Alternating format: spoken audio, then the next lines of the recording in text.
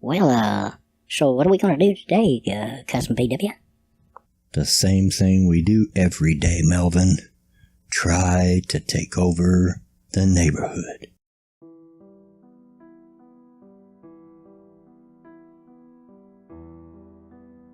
Hey y'all, Bloodwing here. Back to bring some grumpiness to the internet. And it's time once again for Heifer of the Week.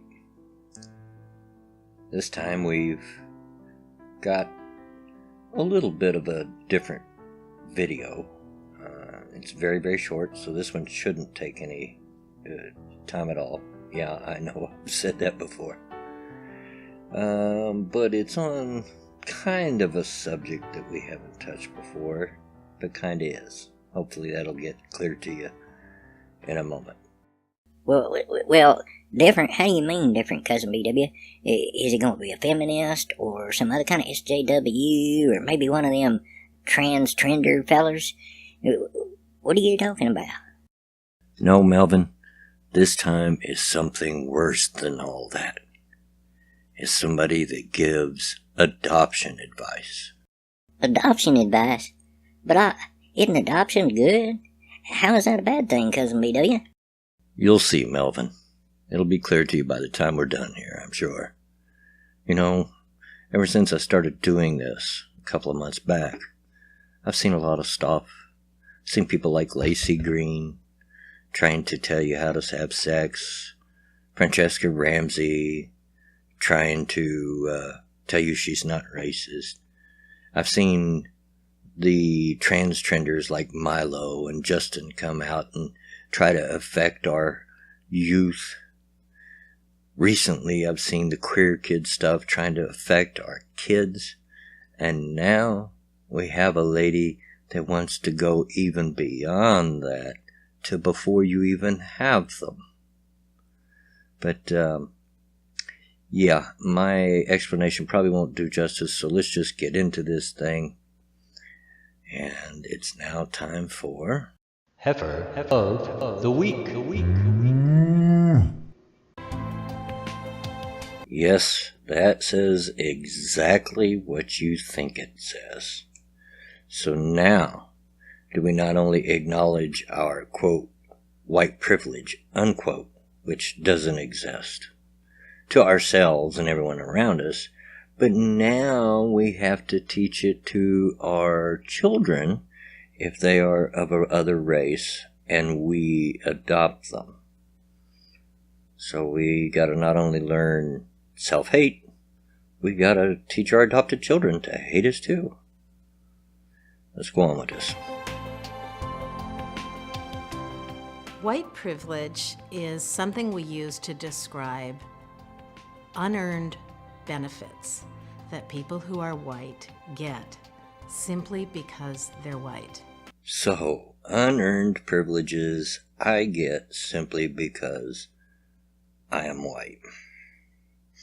You know, I'm sure that you're going to give us some examples here in a minute, but I'd really like to know what those privileges are. You know, what privileges I get simply because I'm white. What makes me more privileged? Why don't we tell the homeless person that's white out on the corner, and there's a lot of them, that they're more privileged than other people, that they get certain privileges simply because they're white, because apparently they've forgotten that. Maybe if you tell them, they'll take the privilege card and go turn it in and get off the street. How about that? Or the privilege that I have to live hand to mouth, paycheck to paycheck, and have to struggle every month to make my rent and to keep food on the table. Those privileges, is those the ones that you're talking about? No, you know as well as I do that white privilege is a non-existent thing that was made up by people of, quote, color, unquote. And now other white people are also buying into it. It was made up of people by color that were looking for someone to blame for their own troubles. And that's what human beings do. We always look for someone else to blame. And of course, if we tell them they're full of crap, they tell us, well, we don't have any idea about their struggle because we're not black, or we're not brown, or we're not this, or we're not that. Well, that's funny. You seem to know what it's all about to be white, and you're not white. You know all about what it's like for me, don't you? You know all about my struggles. You know all about my problems. You know all about my benefits and my privileges. It's just made up crap that people made up to mentally masturbate with each other to make themselves feel better about where they're at. That's it. For many of us that are white, we don't notice white privilege. We don't notice it because it doesn't exist, you frickin' Looney Tune. What does white privilege look like? It looks like when I walk into a store or a restaurant, I expect to be treated with respect. And generally I am. That's not white privilege. That's something that all of us, regardless of color, probably expect. And more times than not, get. You know, years ago, before I was married, I worked in a lot of restaurants and so forth. And I seen the kind of service that people give them. I was responsible for part of that service. And by and large, everybody, regardless of color, was treated the same. Now, am I saying that racist people don't exist? Of course not. And you're going to get bad treatment once in a while. But you know what? That's not just a black or brown or red or yellow thing. It happens to white people too. I can give you a quick example. Last year, maybe it was a couple of years ago, around Christmas time, my wife and I went to Walmart. Now I wanted a particular game. Now in Walmart, they have all the video games all locked up in this big glass case, and so you have to hunt somebody down that works in that area to get a key and unlock it and get the game for you. So we went looking, we found the fella. He was a black fella, and he said, okay, I'll be there in a minute. And he wasn't doing anything but messing with the cash register, but I figured maybe what he was doing was important, so I gave him the benefit of the doubt, and we went over and waited by the case. And waited, and waited, and waited some more. So I went looking for him. He was helping someone else, a black couple. So I stood nearby so that he would see me, and he's getting more and more nervous. You could see him. And with frustration, he said, I'll be with you in a minute. And still trying to be nice, I said, okay, I'll be right over there. And waited, and waited, and waited. Went and found him again. He's helping another black couple. I finally had to give up, go find someone else that worked in that area, get that young lady to help me, which she helped me right away. And no, she wasn't white either. She's a young Oriental lady.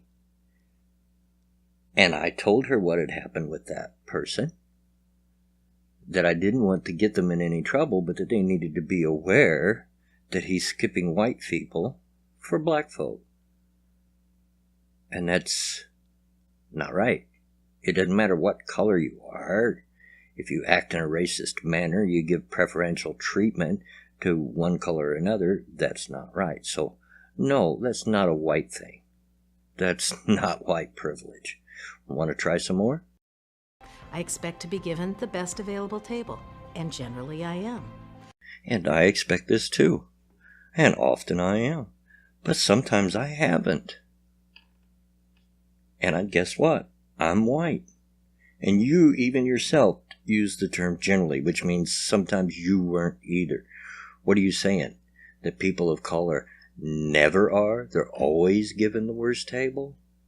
Are you that big of an idiot? Are you that big of a racist? They call our side the racist side, but it's you guys that use the identity politics. It's just incredible, and you don't even realize how racist you are. Want to try some more? I expect to go to the mall and not be harassed or followed in a store if I'm just browsing and not buying, as if I might be stealing something. That's not always true for people of color. And again, that's not just a white thing. It depends a lot on your appearance. And I'm not talking about the color of your skin, but the way you're dressed and the way you carry yourself and the way you act. You do know that a lot of these stores and the malls and so forth hire people that their only job is to watch out for people that shoplift. They're called by many different names, product recovery and what have you, but that's their job. And I've known people in that trade, if you will, and they're taught not to look for certain colors, but for certain behaviors.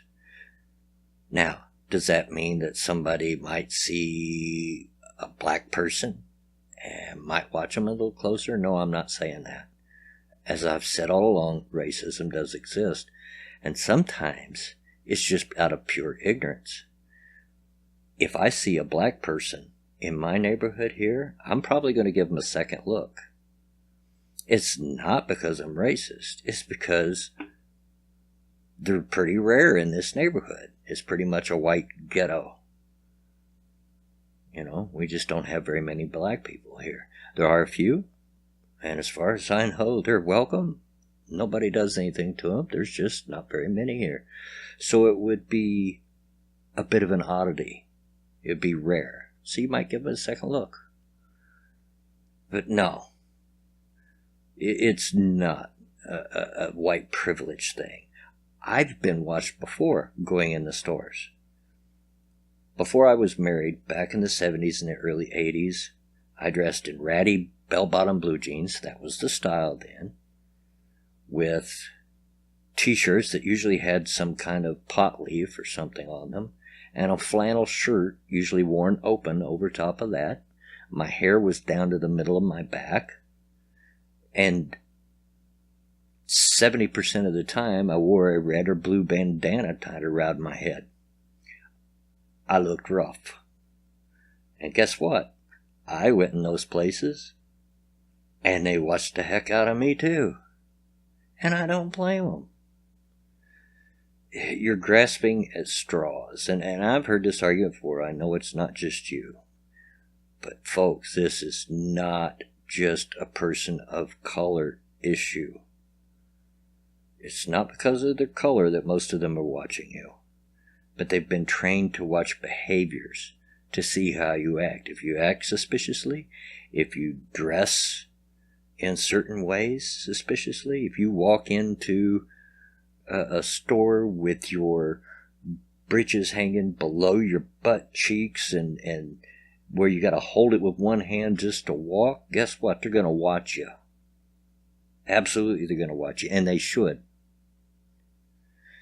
It's not a color thing. Therefore, white privilege.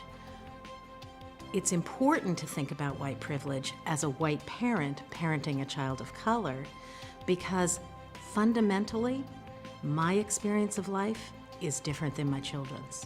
And that's true of any child, whether they're your naturally born child or an adopted child of a different color. That is true. Their experiences are going to be different than yours. But what are you saying here? And no, I'm no dummy. I know where you're going with this. I know where you're going.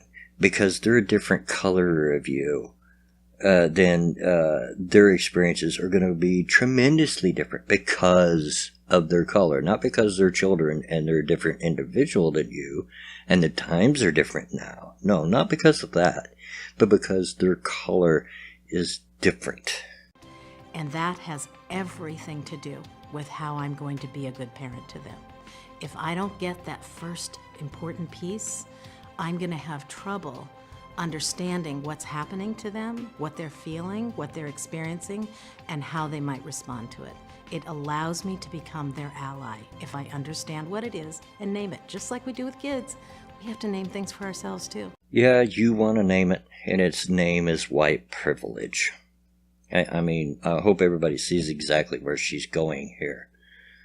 She wants to teach those children about white privilege, and she wants to teach herself about white privilege, and we have to understand it coming from that viewpoint, that there's going to be white privilege in their lives, and they're going to be oppressed, and you have to understand that and name it, or you just can't be a good parent. how about this? I know it's a radical thought, but let's just give it a listen. Huh? How about this? How about, regardless of their color, you teach those kids how to survive in this world, how to be a productive citizen of society, how to work hard and to make a way for themselves because nobody else is going to, and how to stand on their own 2 feet instead of depending on the government and everybody else to do it for them, and how not to need a safe space because words can't hurt you. How about that? I know it's radical. I know, but just think about it. Give it a chance. And I do know a little bit about this subject. I haven't adopted anyone, no, but as many of you that have followed me for a little bit know, I have 9 grandchildren. Out of those 9 grandchildren, only 2 are white. 4 are half black. 3 are half Apache Indian. And we've dealt with it.